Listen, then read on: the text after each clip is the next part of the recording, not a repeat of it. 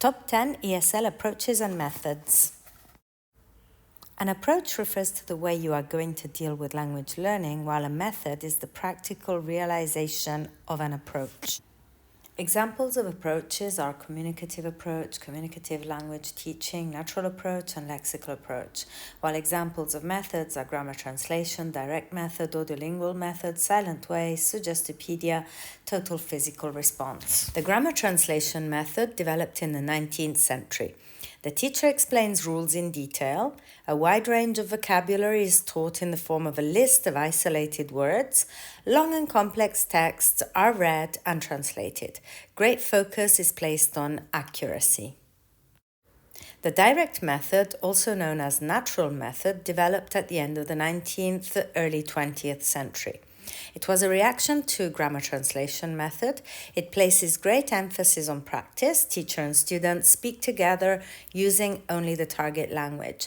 Grammar rules are related to real objects, pictures, etc. The sentence is still the main object of interest, and accuracy is still very important. The audiolingual method developed in the 1920s, 1930s, and it is a revisitation of the direct method. It uses the stimulus-response reinforcement model proposed by behaviorists. It believes that positive reinforcement can stimulate good habits in language learners. It relies heavily on drills, and it is opposed to any theory of subconscious acquisition. Accuracy is still very important. The communicative approach, also known as CA, developed in the 1960s. It focuses on real communication and interaction in the target language. It aims to develop learners' ability to communicate effectively in different contexts, encourages interaction, role plays, focuses on conveying meaning more than it does on accuracy, and it makes use of authentic materials. Communicative language teaching developed in the 1960s. It is another name for the communicative approach. It focuses on communicative functions in relation to grammar rather than solely on grammar.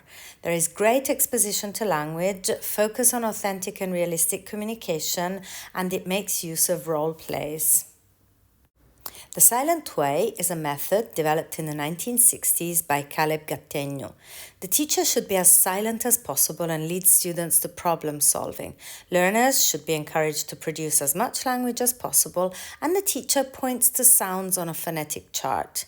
This method has been considered controversial because it may cause a little frustration in learners.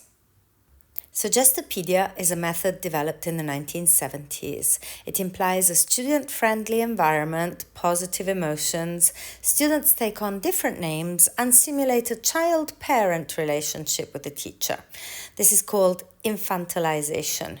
Music, art, and drama are integrated in the lesson. Traumatic topics are avoided. And it follows 4 steps: presentation, active concert, passive concert, and practice. And there are pauses of solemn silence during the lesson. Total physical response, or TPR, was developed in the 1970s by James Asher. It makes use of physical movement to react to verbal input. Coordinates speech and physical actions. For example, in the children's game Simon Says. It is useful for students with a more kinesthetic inclination, and it engages participants. The natural approach, developed in the 1970s, 1980s by Tracy Terrell and Stephen Krashen. It was opposed to the audiolingual method that focused on drilling and explicit correction. It focuses on oral communication with limited correction of mistakes. It advocates a stress-free environment to improve students' self-esteem and confidence. It has limited conscious grammar study.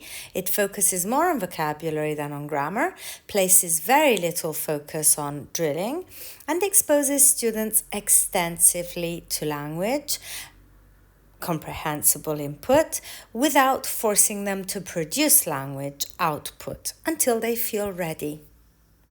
The lexical approach developed in the 1990s. It was first discussed by Dave Willis, but it was popularized by Michael Lewis. It focuses on learning prefabricated chunks of language, for example, collocations, idioms, etc. It shifts from the study of syntax and verb tenses to the study of prefabricated expressions. It is not so clear, though, how to teach and learn chunks of language. Thank you so much for watching this video. Click on like and subscribe if you enjoyed it, and you can also watch the longer version of the video for more information and more detailed descriptions.